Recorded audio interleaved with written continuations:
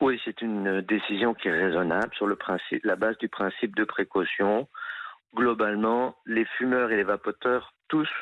Et quand on tousse, on émet des gouttelettes et ces gouttelettes peuvent être contaminantes. C'est-à-dire que Voilà le pour, principe. c'est-à-dire que pour vous, c'est plus la toux et les gouttelettes, c'est pas forcément la fumée qui transporterait le Alors, c'est virus? d'une part la toux et les gouttelettes, mais d'autre part, la fumée est composée c'est quelque chose d'assez complexe, la fumée de tabac, et il y a des particules fines, et ces particules fines peuvent être porteuses de virus et bactéries. Ça a déjà été démontré dans d'autres maladies infectieuses.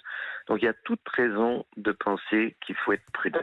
Cigarette ou cigarette électronique, pour vous, c'est Même exactement la combat, même chose? Même combat. même combat. Jusqu'à quelle distance la fumée de cigarette ou de vapoteuse peut, selon vous, contaminer d'autres personnes? Alors, si on oublie le côté maladie infectieuse Covid-19 et qu'on s'intéresse à nicotine et goudron, c'est jusqu'à 9 mètres. C'est-à-dire que les études montrent que quelqu'un fume, à l'extérieur, bien entendu, il peut y avoir présence dans l'air de nicotine et de goudron jusqu'à 9 mètres. Et de particules fines aussi. 9 mètres. Vous aimeriez concrètement que cette mesure qui est lancée en Galice, en Espagne, soit appliquée en France? C'est clairement une mesure qu'on pourrait appliquer en France.